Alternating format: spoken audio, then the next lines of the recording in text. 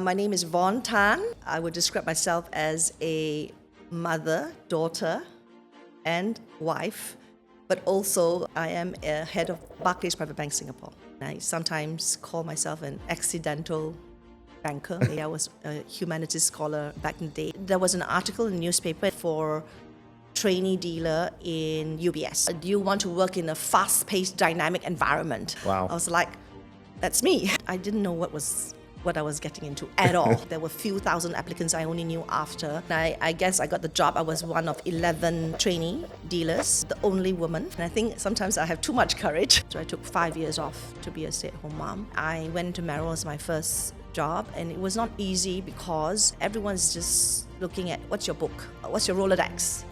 And I guess I have none. Within 18 months, I brought in 150 million back then. It was and from scratch. People who ask me all the time about, why I took on this role, right, at Barclays. I started as employee number one, and then of course I had to build that. I always joke that this is my midlife crisis project. You're planning and you're building everything up. I'm in this stage of my career where I feel like I would want to give back. For me, it's this space of supporting women. I'm a mentor with FWA. I'm serious about my mentorship. I come up with a structured program, building community in the ecosystem, bringing more people together, and then you create that awareness. If each and every one of us pursue it wholeheartedly, the universe will conspire to support you. Yeah. I will do my best. I can only control what I can control. I will do my best, and the rest is in the stars.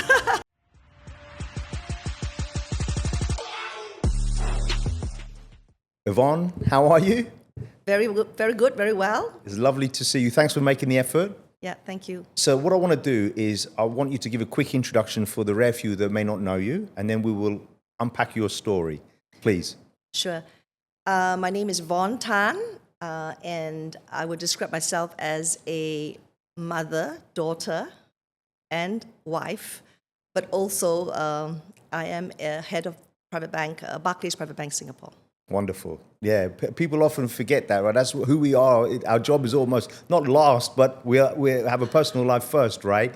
I want to talk a little bit about women in business and leadership. When you think about what, a lot of people in business at a senior level, believe it or not, have imposter syndrome, right?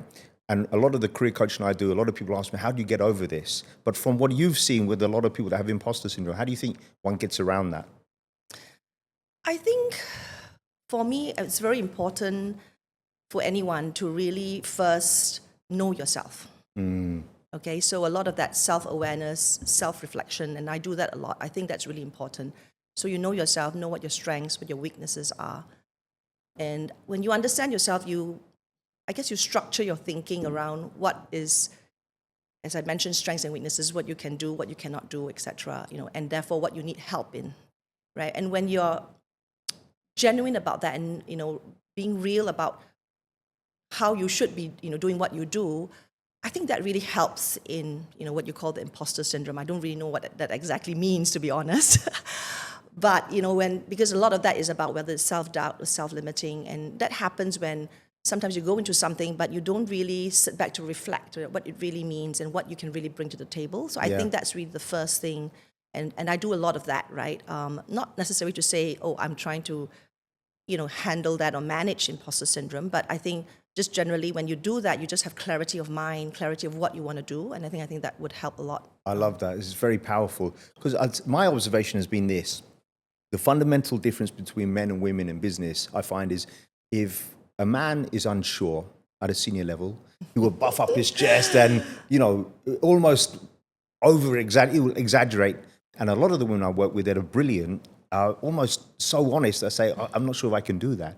And they become a little bit introverted. So I'm curious, in terms of advocating oneself, what have you learned? Because you've always taken on challenges. You haven't shied away from them. What's the self-talk you're giving yourself when you're taking on something new? No, you're right. And I think sometimes I have too much courage because... But that said, before taking on a challenge or something, I do take the time and to be deliberate about thinking through again, back to that self-reflection, and to talk through things like basic things like what's your motivation, what your objectives are, things like that, right? And listing them down, and then thinking whether that's what you want, and whether you talk about career pivots. I've done a few in my career journey as well. I do that, right? But again, as you said, it's about courage, right? But you have the courage to take that next step, right? And my philosophy in life, and maybe that's because the way I think and my mindset and philosophy of life is, and I have this quote that I really like a lot, and I talk about this quote quite a lot, is that life can only be understood backwards, but it must be lived forwards. Wow.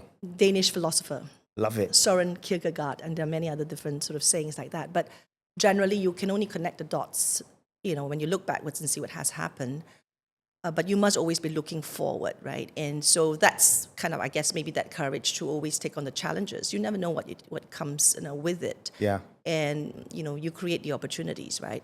So So I think that's the way I think, and maybe that's why I've been able to take on these challenges. Yeah. But of course, I do analysis, right, to see what the pros are, what the cons are, and on balance, if I feel that there are enough opportunities or pros that reflect my motivations, objectives in life, I'll just do it. No, I love that. We were talking off camera. I've just turned 48, and you said at 50 you took on your current job, right? So what was the inflection point? Because I said to you, I've come to the conclusion, if not now, when? Was that part of your thought process at 50? Yeah, I think, we talked about that earlier. So I always joke with, friends and people who ask me all the time about, why I took on this role, right, at Barclays, because it is I still call it a startup role, yes. Right? I was employee number one. And so the challenge of that, right? And I had a lot of people kind of advising me or telling me, you're, why did you take on this role? You're a bit crazy. You're the first person. Why you? It's the most challenging, right? And people always talk about, if you want to do something new, do it wave two, when everything's been established and, the hard work has been done. And, then you come in, right? Rather than sort of doing it from right at the beginning. And so I always joke with, people to say, but why not? Why not? That's one. But secondly, and you said about the 50 kind of thing, I always joke that this is my midlife crisis project. But exactly, I think when I talk about being in the 50s, and we talked about that, right? You were saying that you were going to be 50 soon. Yeah. Personally, I think this is the golden age. 100%. Golden age, right, for us, for me, at least the way I see it, because we have enough experience and expertise. I won't be able to do this sort of 10 years back, right, when I'm in my 40s, right? But enough experience, expertise, knowledge, and therefore able to also contribute, bring value to the table, also credibility, et cetera, right? Yeah. So, and at the same time, enough energy. Yes. That's often overlooked. No one talks about energy and stamina in business. If I look at maybe 10 years down the road, maybe at 60, I'll still have energy. I'm 54. I'm 54 today, just for the record. Yeah. I will still have energy, but I think just looking at it from that perspective, right, that this is, I feel it's a golden age. To be honest, I have more energy now than I have ever have. And the reason is because I'm just, able to, with all the experience I have, able to bring all that out. Yeah. Right, with what I'm doing. What I've come to the conclusion that there's a bit of ageism in business now, right? And I think, especially in the world of banking, if someone's not lived through 2 or 3 recessions, really, what do they know?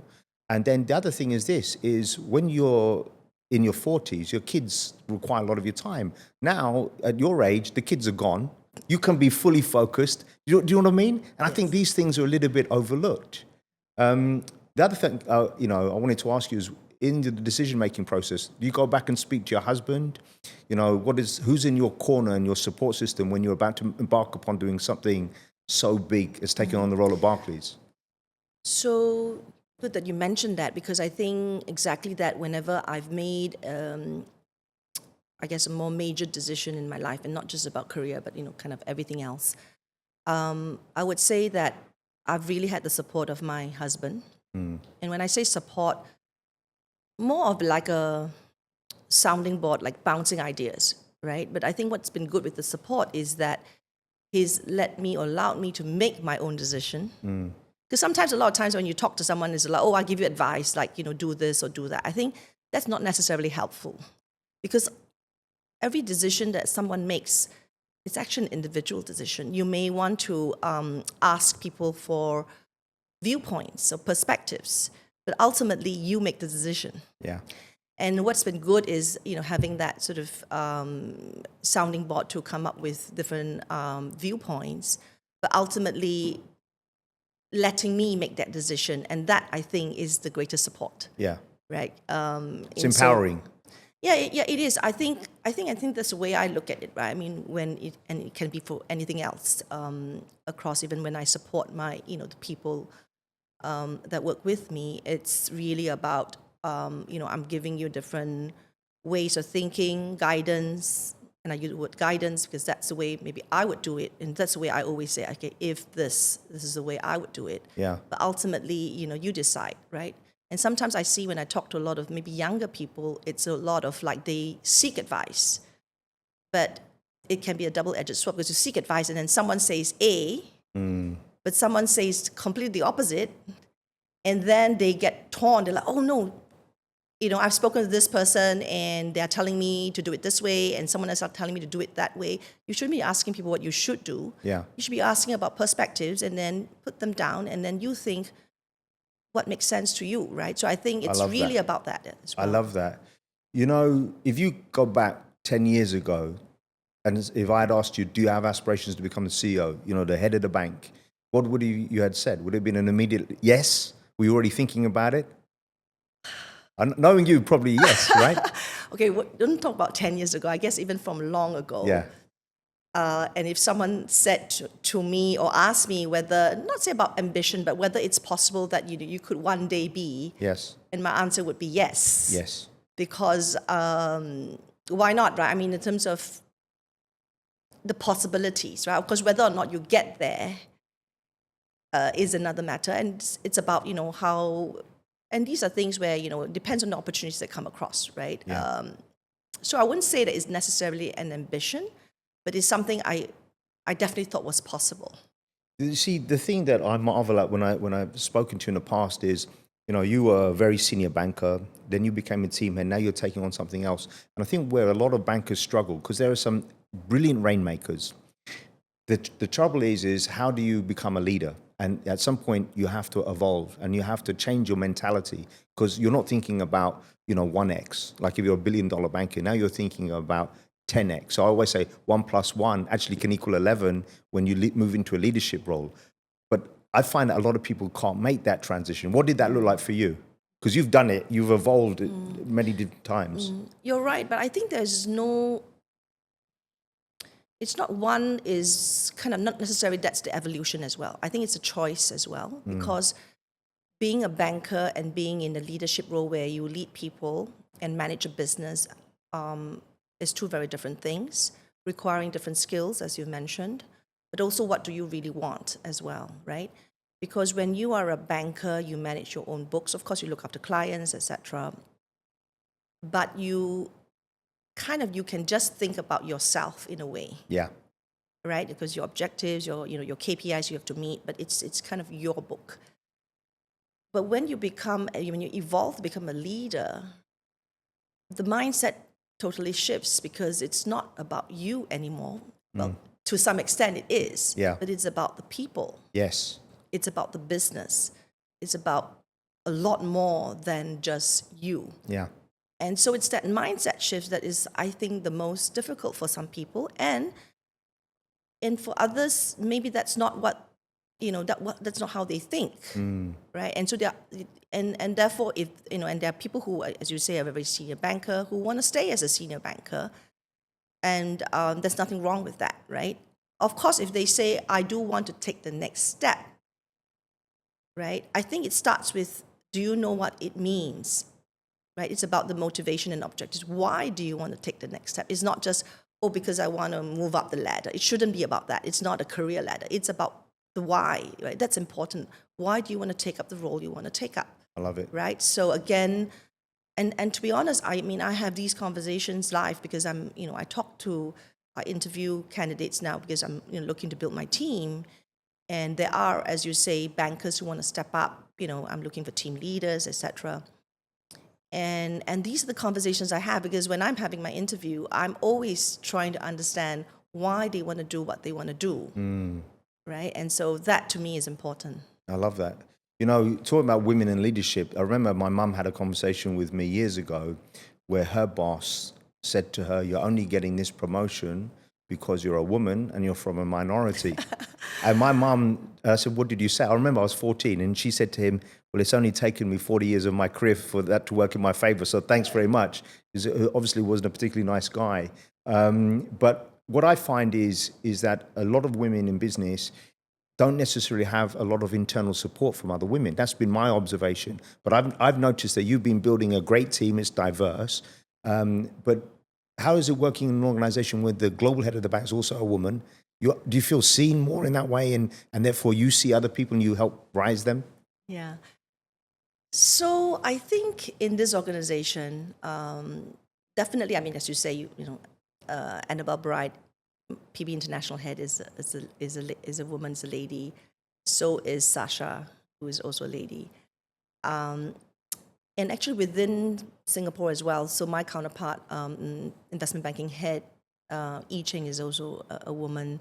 Our APAC CFO, Jo Chan, is also a woman. So we have a lot of women leaders within Barclays, and I think that's one thing about this organization, is really advocating for diversity and inclusion, respect, integrity, all that. I mean, that for me is very much something that really struck me when I first joined the organization, the culture of that, right, which is great. And I think, therefore, giving the opportunity, I would say it's actually about opportunity, right? End of the day, it's the best woman or man wins, right? It's not about, 100%. Women, and therefore, you're a woman, I give you a promotion. It shouldn't be about that. Yeah. It shouldn't be about that at all, right? It has to be about that there are no necessarily structural barriers. Of course, there are sometimes talking about unconscious biases, etc., and stereotypes, but generally, how do we create the culture? Of course, structurally, it has been in place, but also the culture that will support opportunities for both men and women. Yeah. And may the best person wins. That's it. Game on, right? It has to be that. It has to be about ability and the competence and et cetera, and the rest of everything else that we look for, in a leader. But it should be about that, yeah.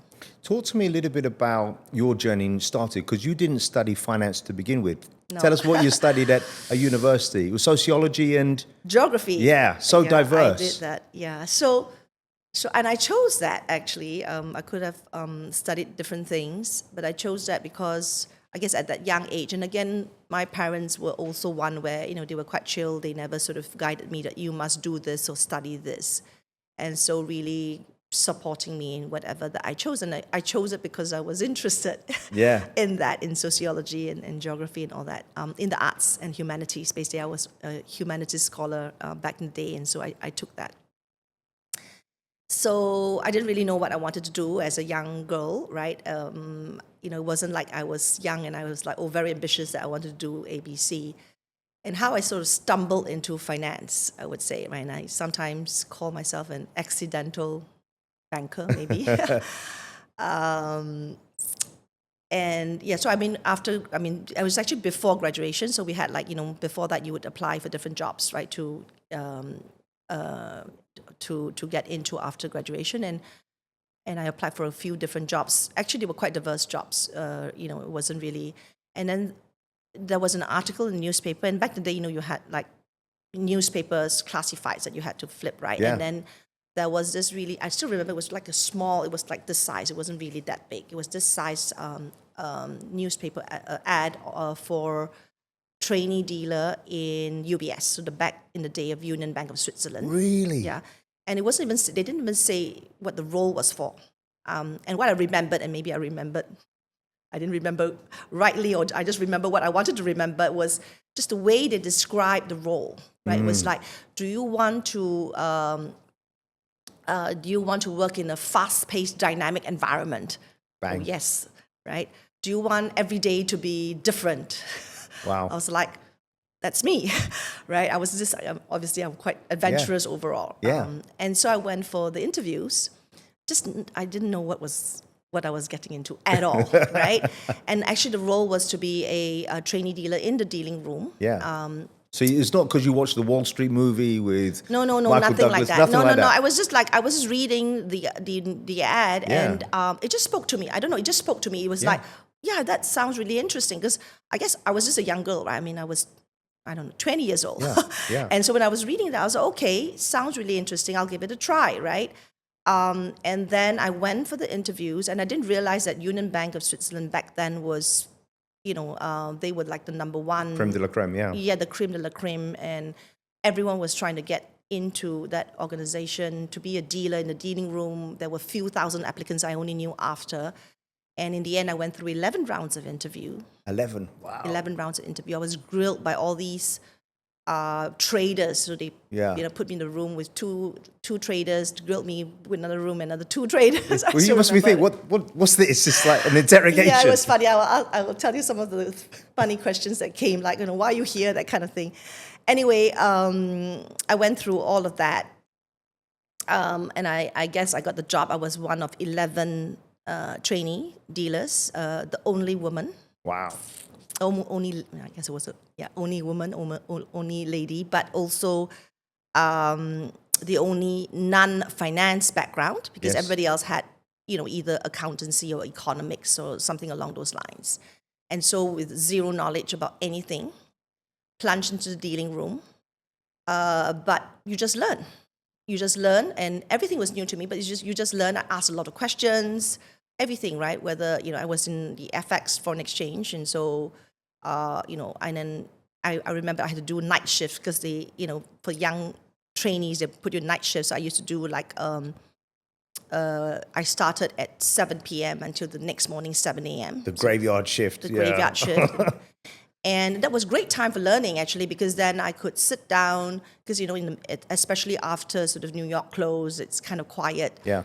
And then I'll sit down with my senior, and I'll ask questions that, what is this? What is this? How do you calculate a swap? What does it really mean? Etc. and all that. So I'll do all that. So I learned on the job.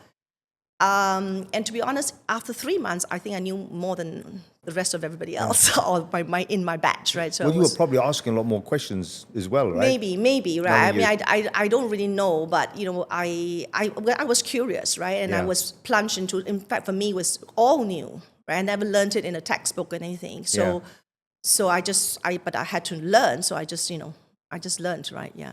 Don't you find it fascinating? Because quite often I say this to people, it's a generalization, but you can, if someone does FX or equities or fixed income and has done it for a decade or so, their personality is shaped by the asset class. You know what I mean? And typically, if you're in FX in particular, you're lively, you're having to hustle, it's interesting. What about early on in your career, working in Singapore and Hong Kong? Do you think that helped you? Because working in Hong Kong, especially back then, that diversity and the hustle and everything is different there. It's in fast forward. Did it help with the beginning of your career? Yeah, it was. So you're right. I think back in the 90s, right, between Singapore and Hong Kong, it was always like, Hong Kong, fast-paced, everything, like people walk really quickly. And Singapore was a bit more, I'll say use the word sleepy, but, a bit more, right? Probably it still is a little bit to that extent, but I remember back in the day, that was the comparison between Singapore and Hong Kong. So, I think that was an interesting time, because I think, early in my career, but so I guess what it probably helped me in terms of just really adapting to, whether you talk about diversity in different styles and different ways of working versus Singapore. And I guess there's advantages and disadvantages of both, right? But it's just really adapting to a different, way of working. And I still remember, because back in the day, when I was working in Hong Kong, not many people spoke even English in the office. Yeah, Cantonese. It was Cantonese. Yeah. And I guess I was lucky in the sense that I grew up in KL. I don't even know I grew up in KL. And so I grew up, in KL, a lot Cantonese is one of the, kind of Chinese language people spoke. And also I grew up watching all these Cantonese dramas, right? So I knew some Cantonese, but not very good, to be very honest. But when I went to Hong Kong, so I had to, again, when you're immersed in that, you just have to pick up and then you speak the language. But again, because I was not very good, you could say, some people say, oh, I'm not very good, so I don't speak it, for example, or maybe I try to. But what I did was, I just tried, and I spoke bad Cantonese. But I think by speaking bad Cantonese, I probably connected Yeah. with the people, and You and were making the effort as well. yeah, They yeah, would've- as well. But I mean, everyone was speaking Cantonese anyway, Yeah. right? So in order to be able to fit in, if you want to put it that way, I did that, right? So I guess that's the adapting piece I was talking about, right? Yeah. So I guess it taught me a lot about being adaptable and all that, right? But to be honest, I think that's really also me. I think more what shaped me really is my growing up years, because although I was born here, I grew up in KL because my dad went there to work when I was really young. And I actually grew up in an international school in KL. And with an international school, as you know, you meet, you're friends with many different people who come and go. All sorts of backgrounds. Yeah, and also a lot of diplomats' children that come for 2 years and then leave, so you make friends easily, but you also adapt quickly to all kinds of diverse, just a diverse crowd, right? Yeah. So I think that probably shaped me a lot more of who I am today, right? The Hong Kong stint, of course, was good. It's more like, kind of maybe different ways of working. But your formative years in KL. Yeah, I think that really maybe if you talk about kind of who I am today, I feel that does because of the fact that I have this maybe more international exposure. Yeah. And also I think if we're working in an international firm like myself here in Barclays and which is actually a very international firm. Very much so, yeah. Yeah, and we work very closely with our colleagues in the UK, etc. So I think that really helped me as well. My observation is that most Chinese that have grown up in Malaysia, there's a different hustle because you're a minority, right? Yes. And that I've seen that. You can tell it's just a different vibration. And when I first moved to Singapore in 2001, and Singapore was very different back then, it took me about 7 or 8 years to learn that yes, yes, yes was actually no. Right? And I always say to people, because globally people will ask me in the UK or in Switzerland, why is it easier to hire in Hong Kong? I said, in Hong Kong, it's yes or no. They'll kick you out of the meeting if they don't like you. Here, it's almost people are so nice, no one wants to say no. Or the mentality is a little bit different. So that's I found very, very interesting. Talk to me a little bit about, growing up in FX sales. How much of what you learned in terms of human interaction, engagement, sales came from that time in FX? I guess, well, sales is sales overall, right? In that sense, where it's you have to exactly just say interact with people, talk to people, right? So whether you're, car salesman, whatever, or FX sales, or it is trying to sell a product, if you want to put it that way. But I think that the role or what we are doing today within, and I to be honest, I don't really like the word sales. I even do not like the word sales management. I always say do not use the word sales management internally. It has a negative connotation sometimes. No, right? because it's selling a product, right? Yeah. And I think the way we should be looking at ourselves, which maybe not many bankers or banks even look at it that way, is really looking at, we should be looking at ourselves as advisors. Right? And products is really a means to an end. Yes. It's for you to be able to implement what your objectives are, et cetera, right? So in fact, to your point about how has that sort of maybe shaped me or, what I do today, that was a bit more of, exactly because I used to look at it a bit more as a sales because of my background. So when I first transitioned into wealth, and that was in 2005, also at that time I was in Merrill, which was a little bit more of a brokerage style. Yeah. Again, a little bit more sales focused, I guess. And I started out exactly that, where my comfort zone was sales. My comfort zone was technicals. So I would go into, once I go into, I would then be very alive to talk about, the product features and all that. But I think it's an evolution in terms of self-reflection as I evolved, and I realized, it's not really that. It's not really that. It's much more than that. It's because when you're in wealth and you're talking about a person's wealth, it's personal. And just as your own wealth, right? If you have accumulated that over a number of years, it's very personal. Of course. And therefore very emotional. And if it's very emotional, very personal, then I think it's really talking about, understanding what do you want to do with your wealth, Yeah. and how can I support you to meet your objectives, right? And then we have products, obviously, Yeah. and these are the different products, etc., that will help meet your objectives. And it took me time to sort of get there.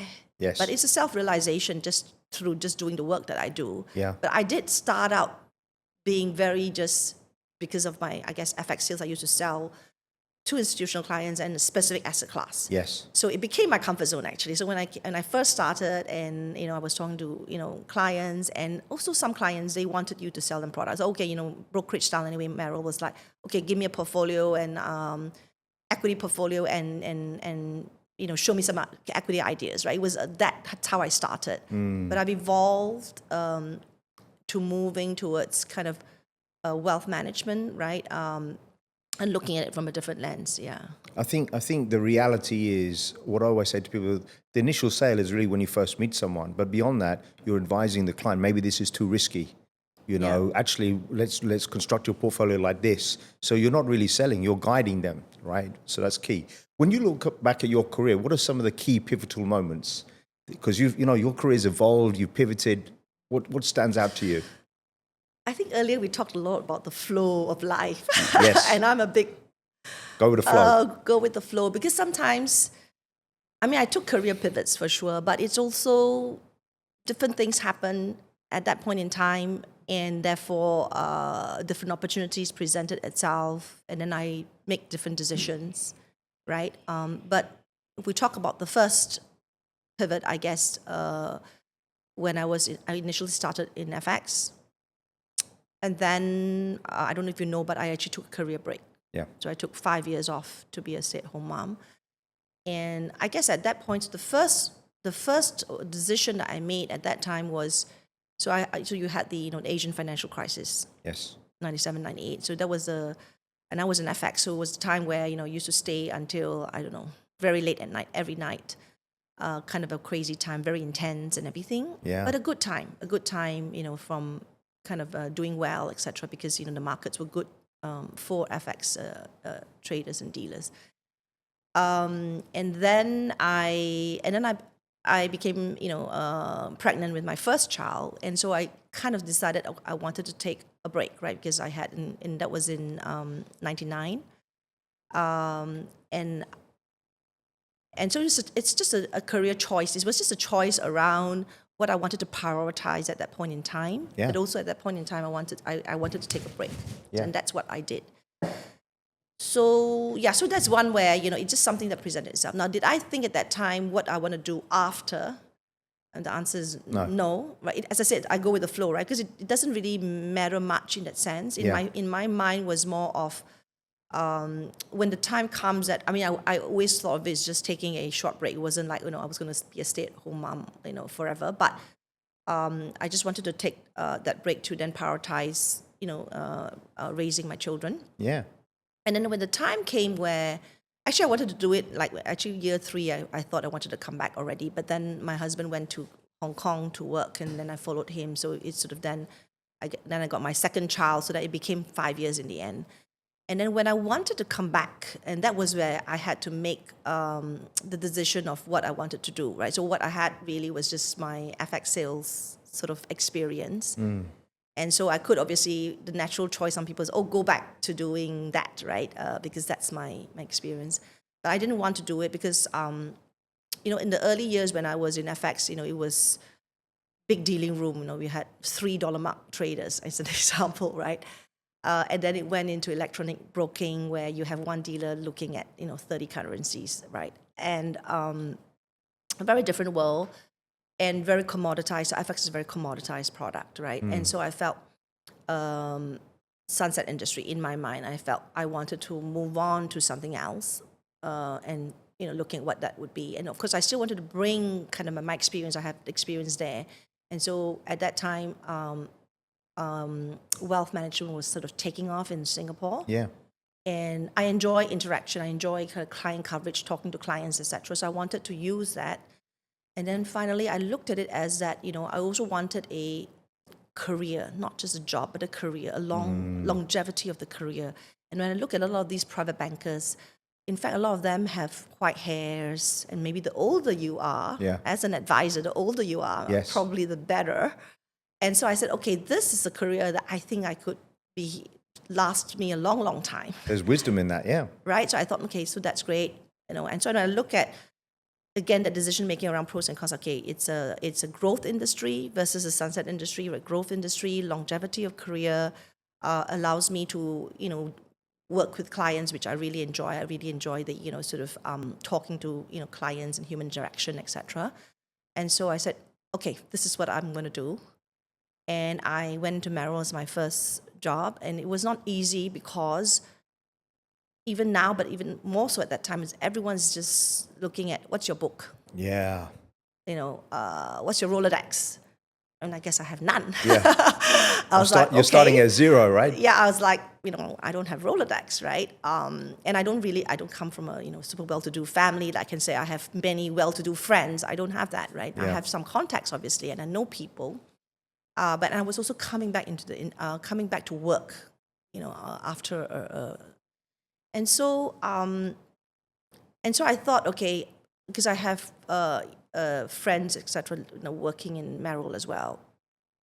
And so I thought, okay, I knew the Merrill model, and the Merrill model was you kind of have your own business, and it's a bit more like a insurance agent type. I mean, maybe not right, but it's your own business, right? And then they will give you kind of like they help you start up, but after that, it's commission based, right? So I thought it was good because I felt like if I could pitch and get the role, it means that it's my own time and target. Yes. In a way, and maybe that's a good way to start. Yeah. A business, so to speak, and then I can build my business that way rather than even if I could get a job in a bank. The expectations are different here. I could find so I went to back then the head of so Eng Huat. Yes. I'm still in touch with him now. He was there forever, right? Yeah, he's there forever. So I remember I went to him, and he was a bit skeptical. And but he gave me the opportunity. I put up a business plan, etc. And just I guess I just put down people I know. I wasn't sure, but I did like a 3-year plan and how much assets I would bring in, etc. I gave him the plan. He was skeptical, and he was. But I said, just pay me a really low base. I don't care. By the way, that's very powerful. That shows confidence. Yeah, I said, but if I'm successful, look after me. Yeah, I get paid, right? I mean, if not, then, but, give me that opportunity. I'm variable cost. I love it. I told him I'm variable cost. And he was, rather not a very expensive cost. Then he went, okay. He was really like, I still remember that, okay, it's like, okay, give it to you. Okay, so fine. So I started. And of course, I did very well within 18 months, right? I think probably within 18 months, I brought in 150 million back then. It was and from scratch. Yeah, so I thought it was a good. That's how I started, and of course, never looked back since then. Amazing, because I think that's where people don't realize that's very powerful. Because what worries me in a lot of banks now is they'll hire 10 bankers, only 5 will be kept. And I think it takes time to do things. I always subscribe to hiring fewer people, but hiring the right people, not mass hiring. That's my personal philosophy. Talk to me a little bit about Barclays, because I'd worked with Barclays before they were sold. And what you're creating Barclays now is so exciting because you've literally built everything up. It's like you've got this plot of land and you're sitting down with the architect and you're planning and you're building everything up. What's the journey been like so far? Yeah, I wouldn't say that it's really a blank piece of paper. But you know what I mean, right? You know what I mean. No, it is, but it is. I think that's the reason why I took up the challenge and took up the role to begin with, because exactly that it's exciting to be able to, I guess, shape and for a really good brand. I mean, I joined because I had to believe in the brand that we could build something great with this brand, and which I really believe in. That's why I joined. And so I won't deny that it's been a journey. It's because it's always been a bit up and down. It's not, and with every new, I guess, startup, I do use the word startup again, right? Yeah. It always comes with both sides of the coin, all the positives and all the negatives. Yeah. I won't deny that it's been challenging. I started out as employee number one, and then of course I had to build that, etc. But I have a lot of support from the firm. I have a lot of support from, I've had a couple of bosses. James Penny was my first boss actually in London. He's provided a lot of support. So I've had support along the way, but also the support again. And I talked a little bit about my husband giving the support of guidance. Yeah. And then letting me decide is the way the support has been given to me, which is for me the greatest support. It's huge. Oh, it's huge. Huge. I always say who's in your corner, and the thing is, as you know, like if you're not having, if for example, let's say your husband was negative about it, or even said, yeah, do it, but he didn't believe in you, or what, that would undermine everything, right? Yeah, no, exactly right. So I think, so that's the way I see it, right? That's the greatest support. So to be honest, it's again, not saying really go with the flow, but kind of, right? And it's a bit of a step by step. Yeah. Right? Because when I first joined, again, would I know that in 4.5 years, or rather 3.5 years, we got the approval for Booking Center last year. Yeah. That Congratulations, by the way. Thank you. Maybe not, yeah. right? But I took it just being present in the present. What can I do the best of what it is? Because when I joined, they had ambitions, obviously, it was still early, but it was just, let's look at coming back and what I call a landing strategy. Okay, I like that. Let's come back to Asia, right? Yes. And set up a presence. And that was kind of my initial mandate, right? We'll do that. Of course, did we look at the potential, the possibility for us to grow and grow bigger and become, and to be honest, we are still early, right? In our journey, and for me, we are still a startup, so I still look at just taking baby steps, right? Yeah. So everything is about taking baby steps, and so I took that mandate and said, okay, that's what we will do. Yes. And so I did that, right? And then of course along the way, when I felt like we needed to do more, and sometimes whether it's advocating or asking for additional products or new things, new ideas, or whatever, right? I mean, it's just along the way. So it's not saying going the flow, but so I like to use the word, I like to grow with the business.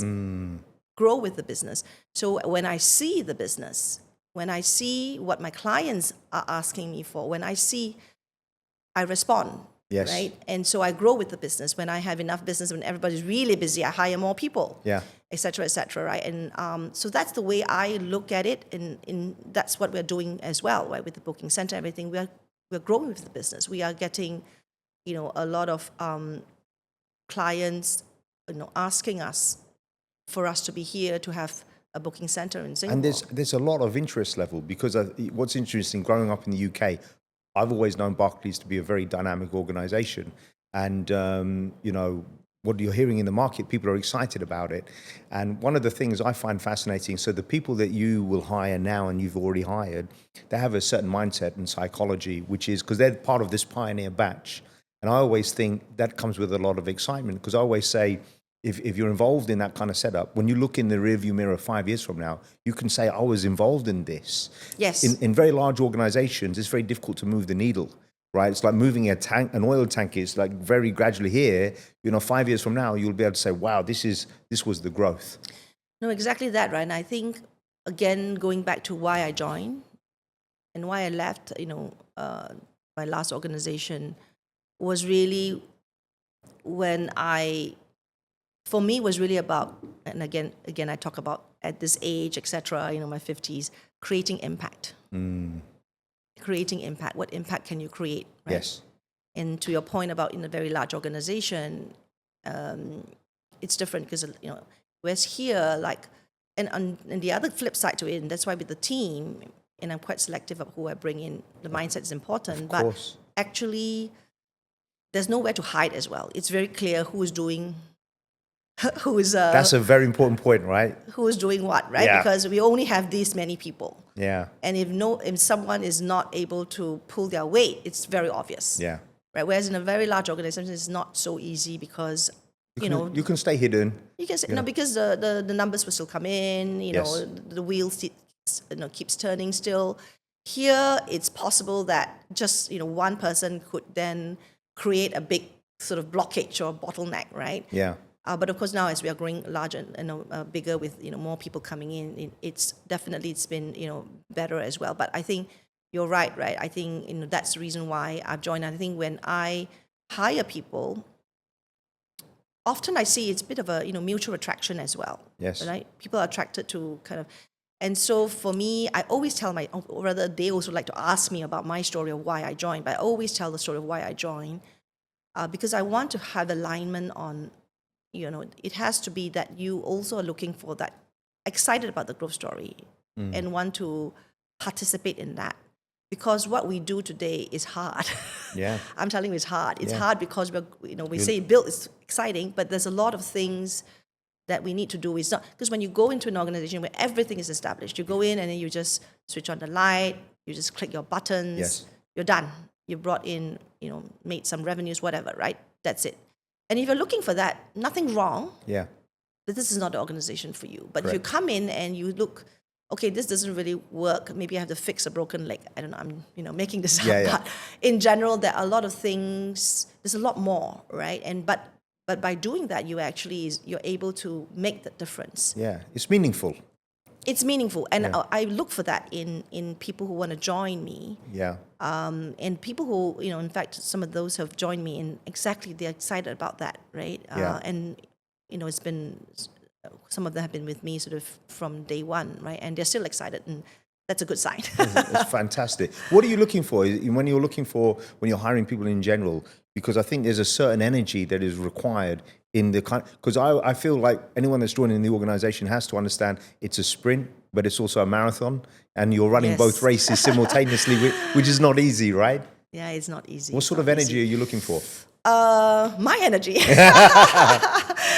Yeah. I don't know. Not everyone can keep up with you, Evonne. No. So hopefully my energy rubs off on the people who will join me, and Yeah. that typically is that mutual attraction where they are attracted To to my energy, because I think that's been so far the people who have joined. A lot of them tell me this, right? They've joined because of my energy, Yeah. which is good. So that's heartening to hear. But I think mindset first. I think mindset first, exactly to motivations, why you want to join, mindset, growth mindset, and being able to roll up the sleeves and just kind of take on the challenge, right? So the mindset, when you say about,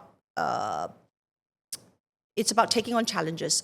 Because what happens is when you're faced with a challenge, there are many different responses, and one response could be complaining, which we hear a lot about, or you can say, how do I fix that? yes. Right. So that kind of mindset is very important for me. Attitude always versus aptitude more. So attitude, teamwork, collaboration. These are the key things I look for. Of course, do you come with a book and everything and all that? For bankers in particular, obviously we are looking to acquire assets. So of course I need to see, whether you have those relationships and stuff. And not only that, we are in ultra high family offices, so that segment as Yes. well, because a lot That's of a people sweet come. spot for you guys. Yeah, that's our. I think that's the way we play, and that's where we have our value proposition and an advantage there. So of course that goes without saying that you need to have but I'm looking for much more than that. Right, it's not just about the book. It's a lot more around the attitude, the teamwork, collaboration is very important to me, and also the ability to kind of be resilient, I guess, or take on challenges in that sense. I love that. It's not easy to find, because I find private banking is a strange one, because it's not like if you're hiring, for example, any other role, you're just changing jobs. But a banker's having to move their 25, 30 clients. Fortunately, you guys right now, one of the key things, you're not going to have a lot of client duplication. I think it's a wonderful opportunity for the right people. Talk to me about your entrepreneurial journey, because you've done many different things and you're helping raise awareness for women in business as well. Talk about this project that you've been working on, because I'm fascinated about it. The Elevate project? Yes. So maybe just taking a step back around, I guess, myself in terms of what I want to do, not just in this space, but just generally, I guess. And we talked about us being in the 50s and being the golden age earlier.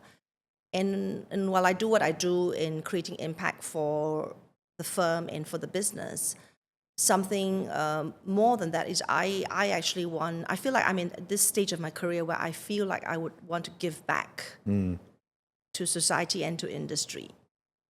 And there are many different ways to give back, right? Different people do it in different ways. And for me, it's the space of supporting women, I guess, in that sense. And one of the things I do, I'm starting with, of course, I'm really busy. But I have to be, because if it's something that I want to do, I will carve out time for it. And this is one of the things that I'm carving out time for. Yes. Because there's many things you could choose, but this is what I'm choosing. And so mentorship is one of them. So I'm a mentor with FWA, done it for a couple of years, and I really like that because we talk about mentorship, etc. But I'm serious about my mentorship, as in I come up with a structured program. Oh, you do? Yes, I love around that. That's very rare, by the way. Yeah, it is. But because as I said, if I want to do something, I want to do it properly. Yeah. And so there are many things I could choose to do, but I chose to do, sort of supporting and empowering women. So FWA anyway, it's run by, and this is just the simplest to me, right? And so just supporting women, and I've done a couple of mentorships that's been great. Actually, I learned a lot also from from my mentee. Yeah, so I really enjoy those. So that's one. Of course, internal Barclays, mentorship programs as well. I always try to participate as much as I can. And Elevate is, I don't even know Uma and Jinjin, they actually are these two women. They are the founders of Elevate. And so now... how did you meet them? How did you connect? Or have you known them for many years? No, it's just a community. So I guess for me, I guess I know people, etc. But I've been connected through other women, who talk to me and say, "Oh, you should meet Uma and Jinda." So I don't know Serena, this lady who's now in JP Morgan. Now she's in Julius Baer. Yes. And WeFo, she's in Women in Family Offices. Yeah. Yes. So she was the one who connected us. We met, we spoke, we loved each other. And then, then we talked about how we wanted to do something together. Okay. And then they set up this one. So I guess for me, and this is, it's actually their gig. It's not my gig, right? It's their gig. But what I enjoy sort of being part of that gig is because they are two also women leaders who are running this. But the way we look at it is if I can give my kind of ideas, I guess, right? And then they can help to amplify that. So we're looking at different ways to work together. I love it. Yeah, and so I'm doing that. Your voice and your visibility, all these things lend to it. Yes, exactly, right. So for me, it's really more about, not say not concrete, but it's more really about building community. Building community in the ecosystem, and that can be very powerful, actually. Yes. Right, and bringing more people together, and then you create that awareness, etc., right? I mean, there's many things, and so I chose to be part of the sort of female empowerment community, if you want to put it that way. So within Elevate, within FWA, and a few other things. So that is my way of giving back. I love it. Yeah. And it's very powerful, and you will inevitably touch people's lives, young women's lives. Yeah. So and then it's about we talk about this role modeling, etc., right?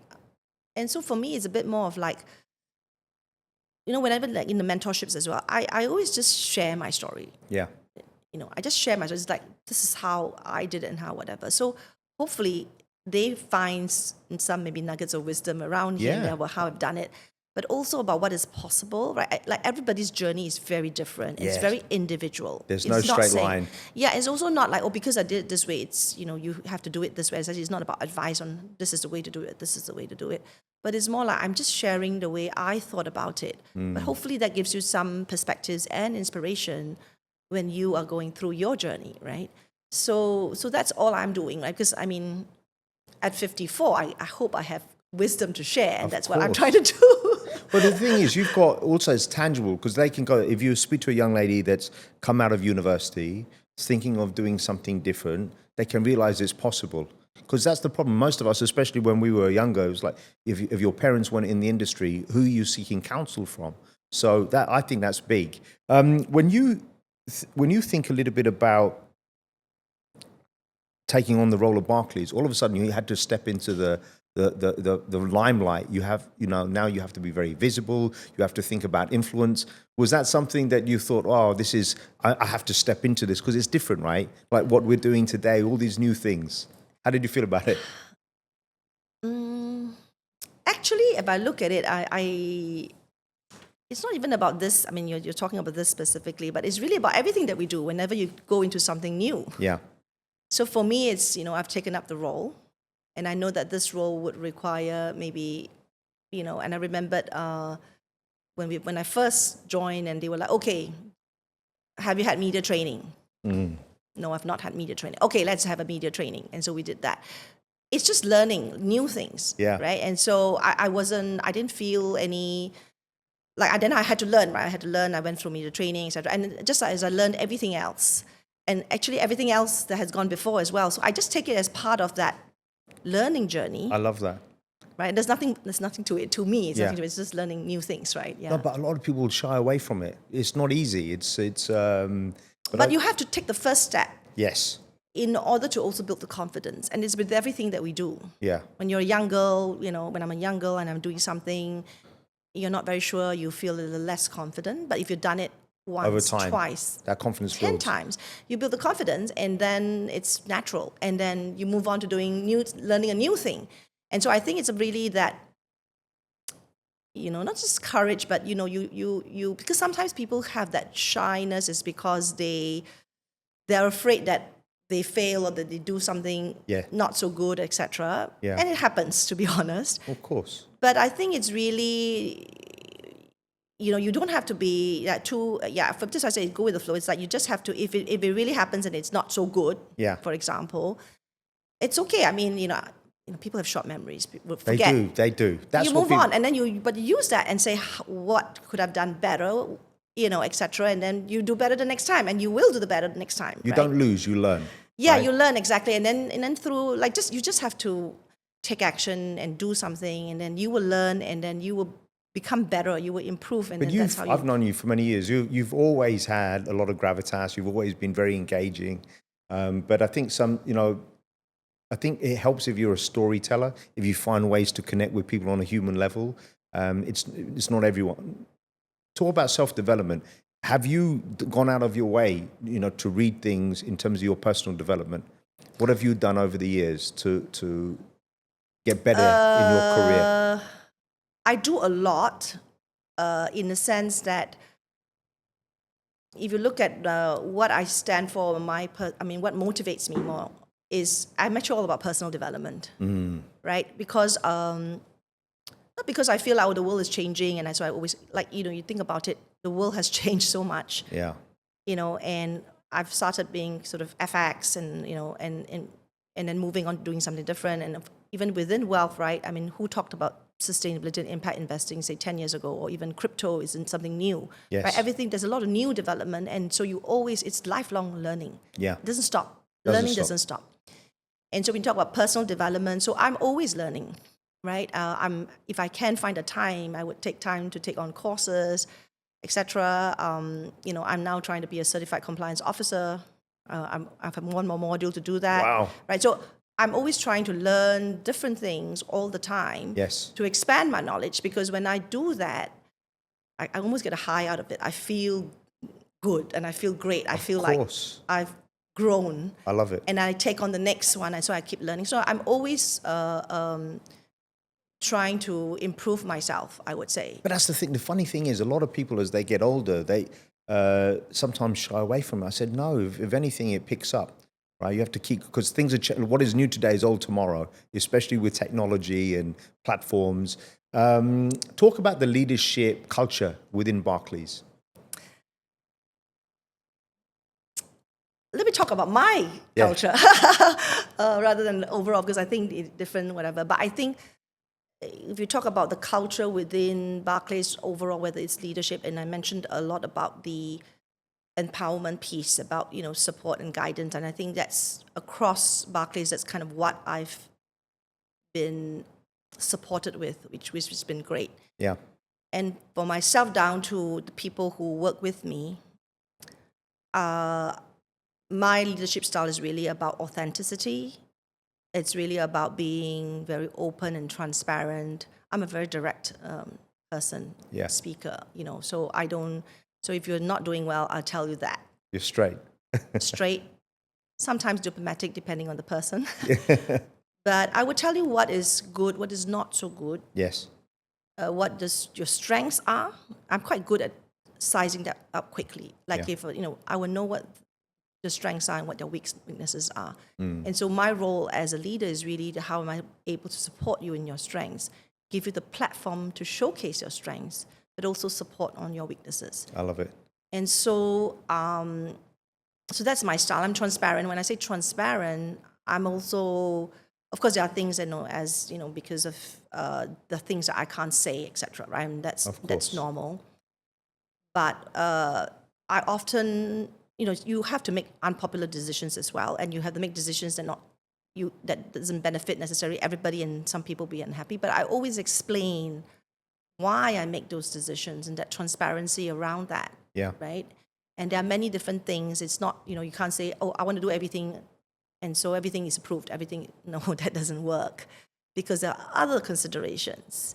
Right, we're trying to run a business. We're trying to run something where there are also, whether it's regulatory frameworks, whether it's Barclays framework, a lot of things that we need to consider. But I would explain so that people understand where you're coming from. Right? I think that's more important about why you do what you do, etc. Rather than just sort of making a decision saying this is it. So I try to instill that kind of culture, with myself, with the team, and hopefully that.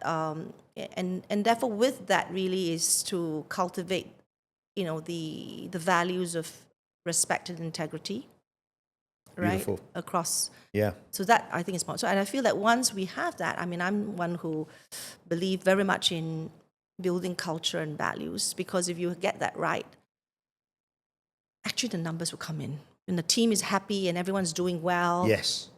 Everyone would do well. Of course, we had to work on the proposition. I have my targets. I'm not saying that, no, that's all there. It's all there. Of course. But for me, what is important and the most difficult part, this is sometimes almost the easy part. The most difficult part is building the culture and value right. Yeah. And then the rest, I think, will take care of itself. Yeah. Yeah. And you've got a wonderful opportunity because you're hiring people from different organizations. Yes. And then you're creating this culture. But I always think when you think about when you hire people from other organizations, hopefully they're bringing with them, some best in class and some of those things. But you can create this now, which is a wonderful opportunity, right? Talk a little bit about the non-negotiables, things that, for you in terms of values, this is what you must have in place in your team. And things that you don't want to have. I used the word teamwork, collaboration earlier. And maybe I put it another way, is not being selfish. Yes. And people who are, this is mine. Is it my job or your job? It's actually not for me to do. It's for this other division to do. It's not me. I get really upset with that. Okay. Really upset, and I would like. It does not matter. Yeah. We have to get the job done. I don't care. Get the job done, right? Yes. We have to be focused on outcomes. I don't care who does it. Yeah. And that to me is very important. So it's about the mindset again, right? And so again, it's back to kind of when hiring people. That's what we look for. The other one is, I guess it's related, but actually being hardworking as well is very important to me. Of course it is. It's super important to me as well. So again, attitude, I talk about non-negotiables. I think these are the key things. Again, it's all about the values piece, right? That's important to me, yeah. Listen, when I meet people, one of the things I almost feel, it sounds a bit weird, but I almost feel I can sense their color, of their energy, the vibration, and like if you and I are speaking and it's 7 o'clock at night, 8 o'clock at night, 7 o'clock in the morning, you've got that high level energy all the time. And I think actually it's quite intoxicating, because I find when I speak to people like you that have that energy, I feel pumped afterwards. It's a big thing. All right, I've got some rapid fire questions. Oh, okay. I want to run past you. What's one book that you've read in the past that has had a long lasting impression on you? Have you read The Alchemist? Yes, I have. That's my favorite book. Really? Of all time. And the other favorite book I have is The Little Prince. Well, tell me about The Alchemist first.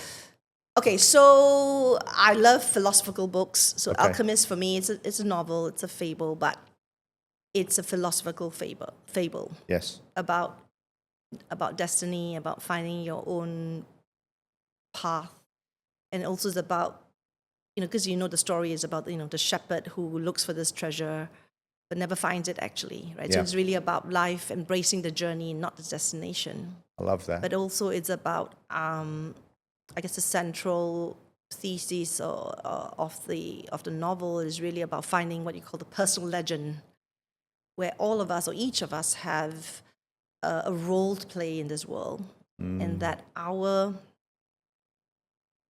sole purpose in life, and this is the book, sole purpose is life, is to fulfill this destiny. Yes. And if each and every one of us pursue it wholeheartedly, the universe will conspire to support you. I love it. And so I always use this phrase, trust in the universe. I really trust in the universe. Yeah. I will do my best. I can only control what I can control. I will Yes. do my best.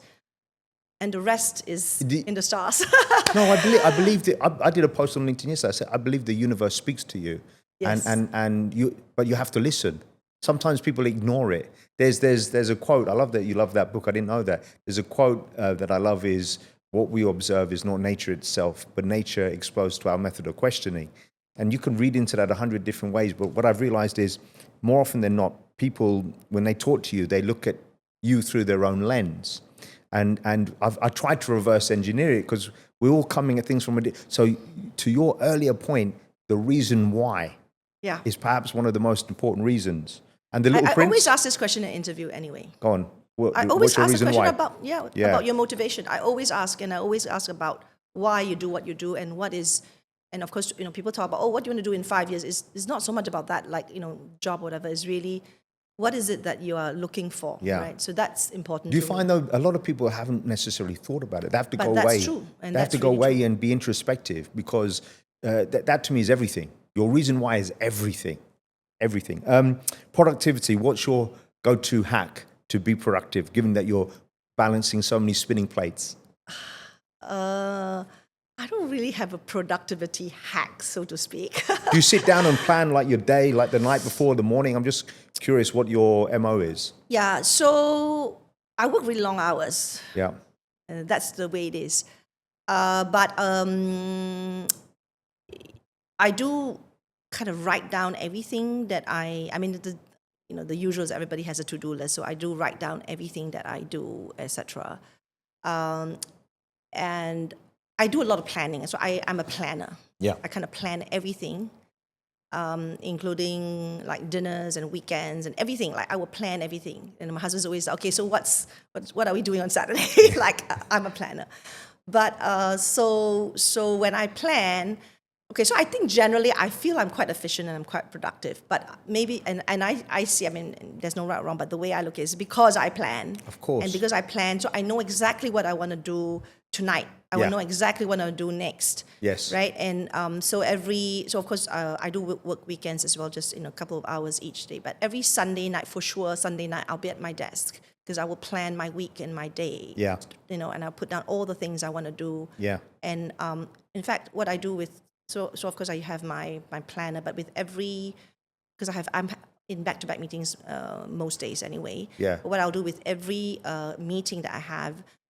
So within the planner, I would have I'll put another like site sort of next to it about topics that I want to cover on this meeting. Yes. And so that's how I do it with everything. And then whenever I think of an idea, Yeah.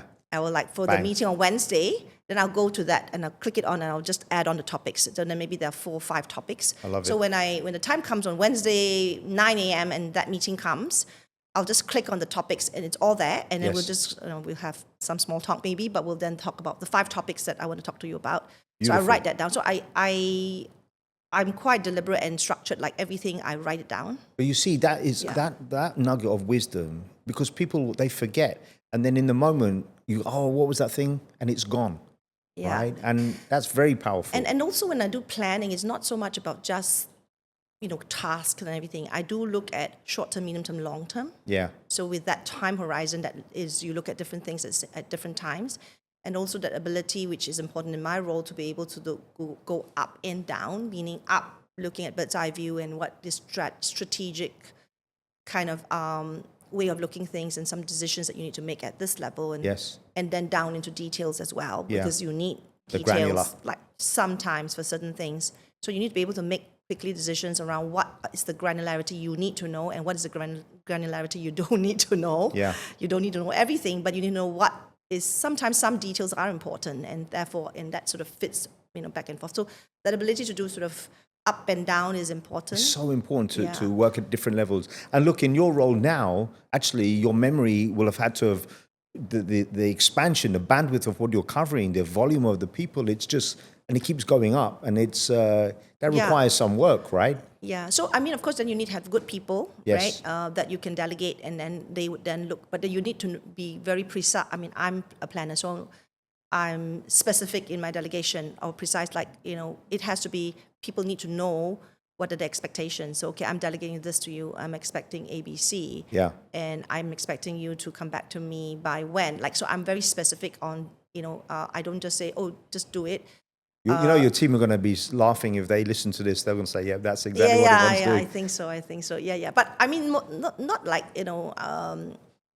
it's more like, because at least if we are clear about what we're supposed to do, it's about clarity, right? Yes. So this is what I'm expecting, and then if you agree, and it's about we discuss to say, okay, this is this I need. What do you think? Yes. No. Yes. Okay. Maybe add on a few points. By when is this a reasonable deadline? Etc. So I think that's the way I work with the team. But of course, I have to delegate down, and then of course coming back to me, at the end for me to make whether it's certain decisions or etc. Yeah, it's very important. Talk to me about health and well-being. Like, how do you stay on top of things? Because it's very easy to get so consumed with work, we don't look after our physical and mental well-being. Yeah. How do you balance that? I think I'm quite balanced. So I go for holidays. Some people don't go for holidays. They're very important. I go for holidays 4 times a year, for sure. I love it. Every roughly 3 months. So I will work really hard, and then, okay, it's time to go for holiday. So And you can look forward to it, right? Yeah. So I plan that as well all the way. So I have so I always plan like the year ahead on what I, want to do, and different places I want to go to. So definitely holidays.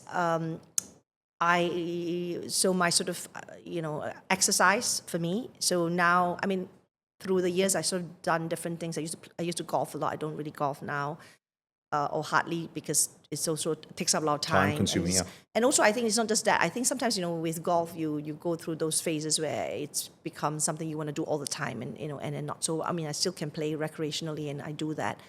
But now I gym, I yoga. I like Bikram hot yoga. Okay. And also, I used to run, but now because my knees are not great, so walk/jog sometimes. And so between these three, I do 3 to 4 times a week. Wonderful. Yeah, so that Walking is important to me. Walking is it's overlooked, I think, because the thing is, you can do a long walk, come home and you're not shattered, right? But you've still got your steps in, and that fat burning zone, right? That we all need to chase. Yeah, It's just that you didn't do a longer period. So usually my walks will be in the weekends, because sometimes I do like a 1.5 hour kind of long walk to 2 hours. Do you go with your husband? Do you listen to music podcasts? No music, no podcasts. Good. I don't really like music podcasts. And with your husband? With my husband, we exercise together across everything, yoga, gym, and all that. And with the walks, that's the time we get to talk as well. So I always tease my wife, because I always say, number one, it's a cheap date, because you're kind of a date, right? When you're going for a walk. But if she's ever peed off with me, I can always run away quickly, No, but I think I have to say, when we go for walks, we enjoy them so much. So we try and do it once a week. Go for an hour, which is good. Yeah. Talk to me about what's the best piece of advice you've received in your career. Is there one? Okay, this is an interesting one, because it's an advice. Okay, so let me tell you what the advice was first. So I think we talked about how I am as a person in terms of being direct and all that, right? And also being transparent and et cetera. And the advice or the feedback that was given to me, right, by this person was that, and a wiser person I would say, but said, "Oh, Evonne, you are too direct.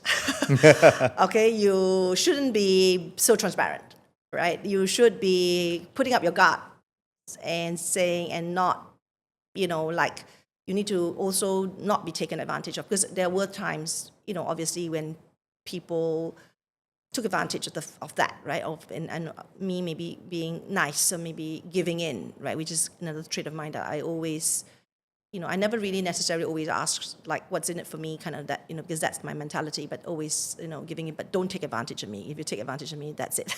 Yeah. Right? But I do that. And then, so the advice was, if you want to survive in this industry, or you want to, like, do more or climb, etc., right? This is not the right thing to do, right? That was the advice I gave. And then I thought to myself, oh yeah, maybe that's true, because I was young, much younger then, right? Yeah. And I said, okay, I think maybe that's probably true, right? And I should maybe change, And so I tried changing. I did that for a little bit, where I tried to, not kind of be myself. Yeah. Okay, nothing really major happened, or that. But I just felt really uncomfortable. I just felt not myself. I just felt like I was this other person that I'm not. Yeah. And so, in a way, why that was the best advice, because of that advice, when I tried to change, then I really then became more comfortable with myself, of who I really am. Yeah. And I was like, Forget about that. Yeah. Okay, I will do it the way I want to do it, you my have to. way. Of course, I'm not necessarily saying this is the perfect way. There is no perfect way. This is my way, my style. And I will hone it, that it will be such that it will, because at the end of the day, I will do this. It doesn't mean that I will be disrespectful to somebody. Yeah. Right? There's certain values that I will still stick by, right? Doesn't mean that I'm being direct and I would just, not care about this person's feelings. I'm just saying, right? Different things.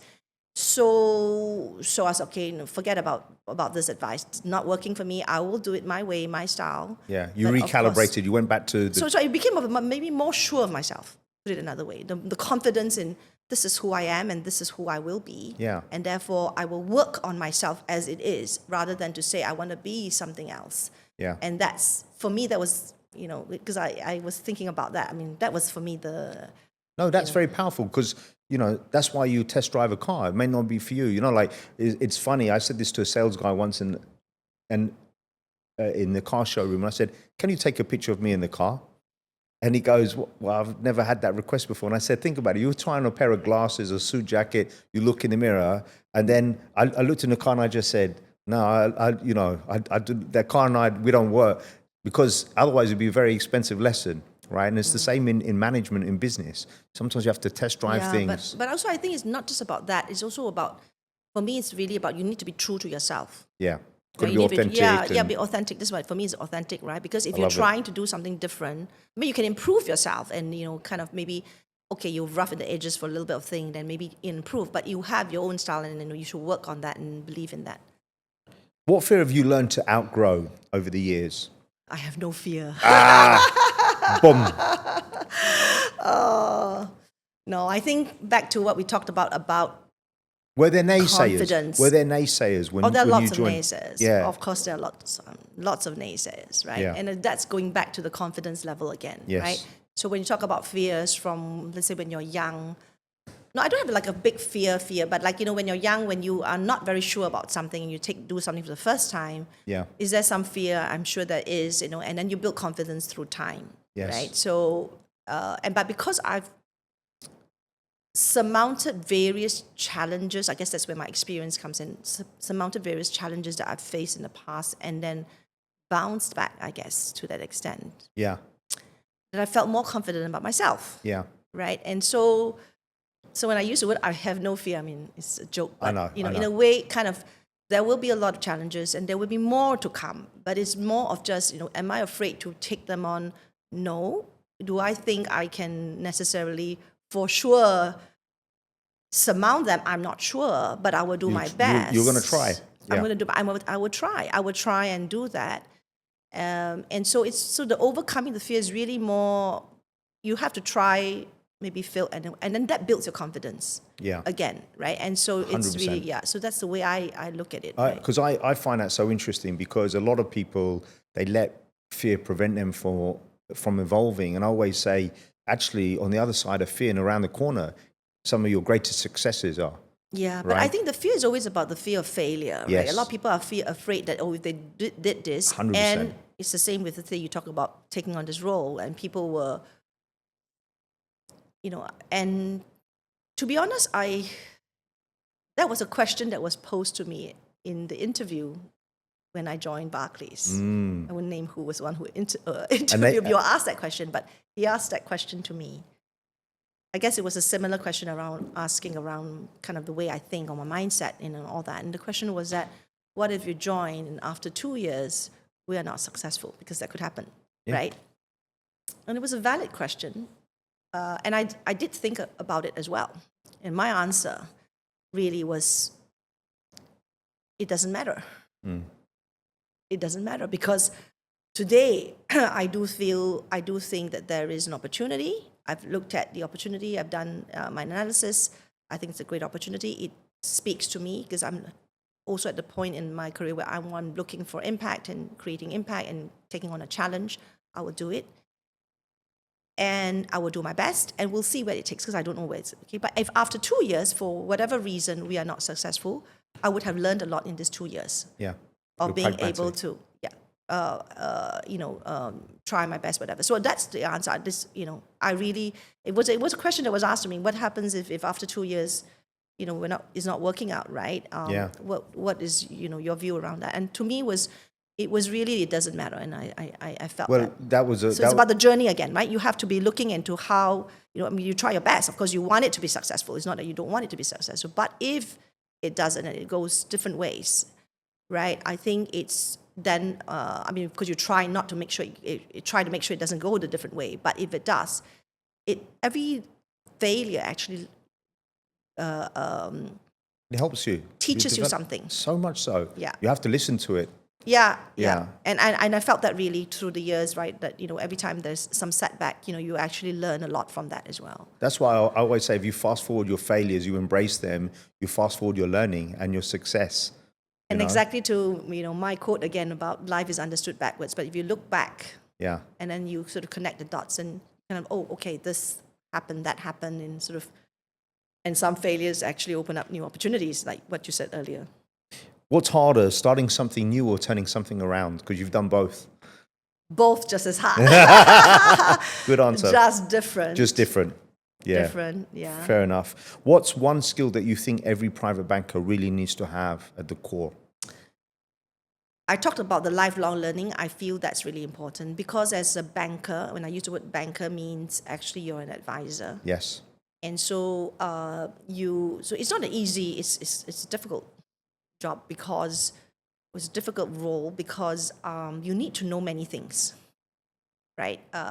Because that's why we talk about being a specialist. Yes. A banker is generally a generalist, and if you're a generalist, you need to have broad knowledge. Maybe you have depth in certain aspects, but you need to have very broad knowledge. Yes. And in order to be able to do that, you need to continuously upgrade yourself, learn new things, etc., etc. So important. About also not just about products or what is within the finance world. It's also about beyond that, right? Whether it's macro, whether it's politics, whether it's crypto, I don't know, like what's happening in the world, AI, right? What's happening, what's businesses doing, what are businesses doing? You need to know that. So that to me is a skill that I feel some bankers do it, but a lot of bankers don't necessarily look at it, that way as well. Last question. When you look at Barclays' future ahead in Asia, how would you describe what we can expect? Barclays' future in Asia. Maybe I answer the question in a bit of a different way in terms of, say, I don't know how long, 5 years, 10 years from now, when we are successful. So first of all, we have to be successful. We will be successful.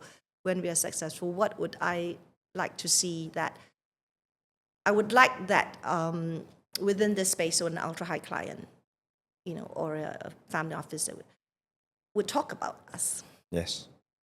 Would say, if I'm looking for a solution provider who understands me, who knows my objectives, my hopes, my fears, what I care about, and are genuinely interested in supporting me through this journey, coming up with smart solutions, bringing all the resources that Barclays can provide to me.